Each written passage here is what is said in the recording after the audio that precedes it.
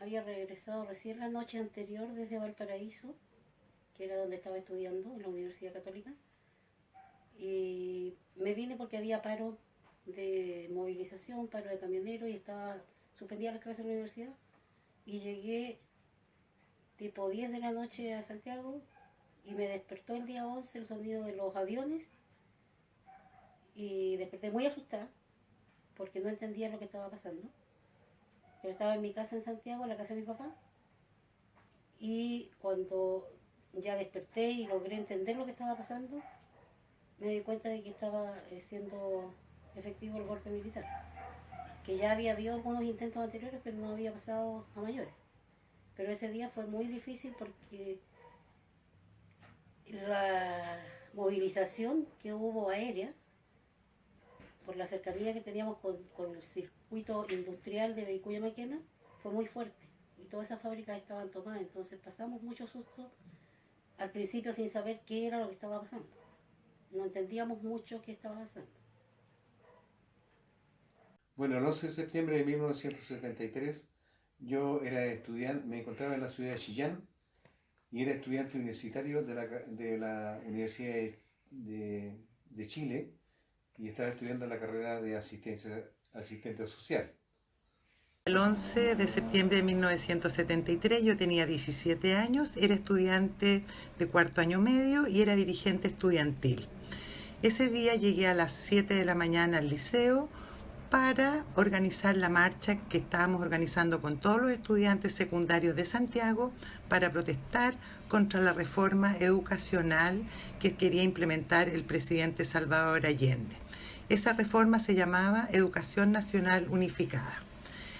Cuando llegué al liceo ya se sabía que estaba partiendo el bombardeo de La Moneda, por lo tanto los profesores nos empezaron a echar. Cuando salgo del liceo encuentro que mi papá estaba en la puerta, en el auto, y me agarró de una oreja, me subió al auto y nos llevó a la casa a mi hermana y a mí.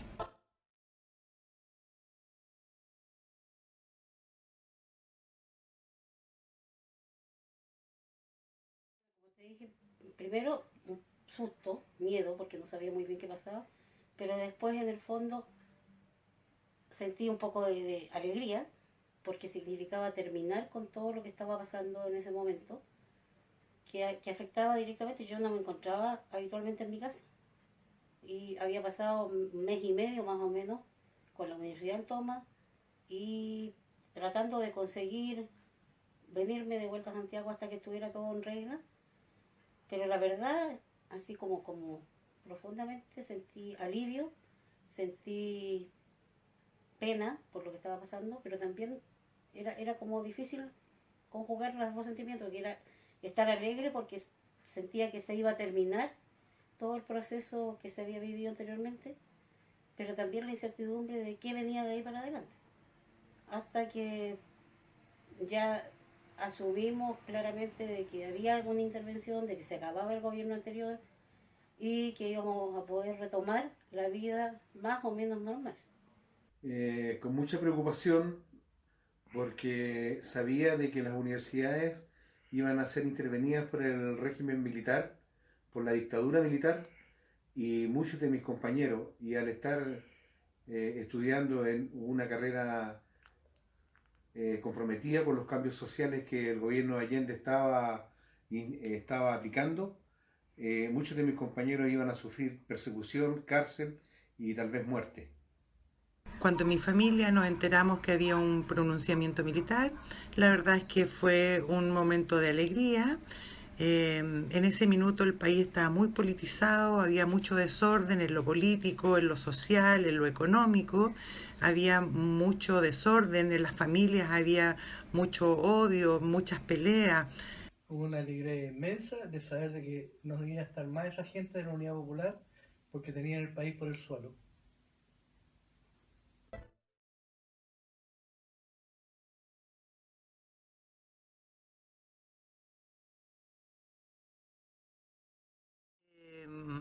La verdad es que el país en esa época estaba prácticamente quebrado.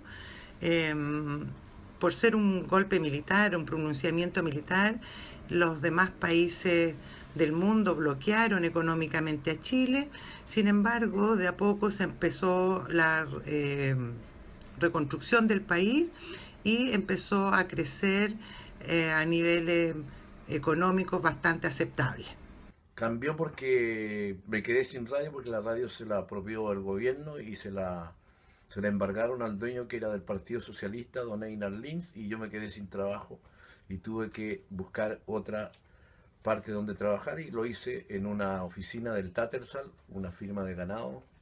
La situación que teníamos en ese momento era tener plata y para poder vivir teníamos que, yo trabajaba en Sumar y me daban géneros para que yo intercambiar los géneros por mercadería y frutas y verduras que iba a buscar al web y a la vez la leche, el aceite, todo eso, teníamos que hacer cambio de trueque. Pero la plata la teníamos, pero no podíamos comprar aquí en Santiago. Después se solucionó todo porque seguimos trabajando y había mercadería, los supermercados se abastecieron y se normalizó. Eh, Como era estudiante universitario, mi situación económica provenía de mi familia y éramos 8 hermanos. Mi padre había pertenecido a las Fuerzas Armadas, había sido marino y después yo pensé que podía seguir estudiando en mi carrera, pero no fue así porque mi universidad fue intervenida por los militares y mi carrera se cerró, por lo que tuve que salir fuera de la ciudad y buscar trabajo. Vivir en carne propia, el hecho de no tener pan, de no tener comida suficiente, de tener que comprar lo que podían vender. Y no porque uno no tuviera dinero en ese minuto, sino simplemente porque no llegaba alimentos principalmente. No estaba la venta libre de alimentos. Entonces fue un alivio, por un lado, pero también una pena inmensa por todo lo que significó el golpe militar. La muerte de mucha gente, la desaparición de mucha gente, las amenazas que de alguna manera cayeron sobre mi papá especialmente, que era en ese minuto militante de la democracia cristiana, y recibió amenazas de muerte. En la universidad vi cosas que no hubiera querido ver nunca.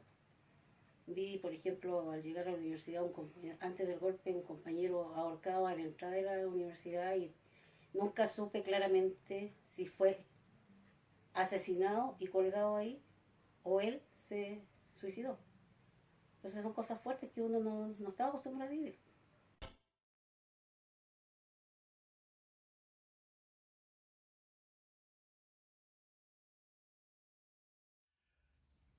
Bueno, aquí durante todo el gobierno de Salvador Allende, entre el año 70 y el año 73, se supo de que Estados Unidos, junto con la clase rica de Chile, que en ese momento controlaban toda la riqueza del país, la agricultura, las industrias, etcétera, habían hecho mucho esfuerzo por echar abajo el gobierno de Allende, hasta que finalmente lo lograron cuando convencieron a las Fuerzas Armadas para que lo derrocaran. Por la mala administración del gobierno que hay en ese momento y a la vez que la gente todo lo quería y nada querían producir, porque todos estábamos viviendo lo mismo que está pasando en este momento en Venezuela. Todos quieren tener cosas, pero nadie quiere aportar trabajo. En general era el descontento que había, la división que había dentro del país y la falta de productos de primera necesidad, línea blanca y todo, debido a que por las huelgas y tomas de carreteras y paros de camioneros, las mercaderías no llegaban a su destino y además el acaparamiento que por supuesto causó la gente que tenía y que disponía de las mercaderías que llegaban y que no eran distribuidas sino que eran acaparadas, el mercado negro que se produjo en un subir de las cosas y el no poder adquirir los bienes de primera necesidad ni los alimentos como el aceite, azúcar, harina y... En esa época, el gobierno de Salvador Allende, que había sido elegido democráticamente, logrando alrededor de un 30%, no obtuvo la primera mayoría, pero hizo un pacto con la democracia cristiana, donde se declaró presidente en el Parlamento, con un acuerdo que hicieron para que tuviera mayoría y pudiera gobernar, y hacer así un gobierno socialista con empanadas y vino tinto, como lo quisieron llamar. Sin embargo, el pacto que hizo la democracia cristiana con el gobierno de Salvador Allende no se cumplió. Por lo tanto, la democracia cristiana también empezó a estar molesto con el procedimiento que tenía el gobierno socialista de Salvador Allende. Y así un grupo importante de la ciudadanía le pedía a los militares que se hicieran cargo del gobierno para poder poner orden en este país que estaba convertido en un caos completo. Así las Fuerzas Armadas y Carabineros se tomaron la moneda, bombardearon la casa del presidente Allende, tomaron presos a los dirigentes políticos, también en las industrias habían cordones armados, donde las Fuerzas Armadas, ¿cierto?, con mucho más poder bélico, pudieron controlar la situación y así fue como se concluyó el pronunciamiento militar.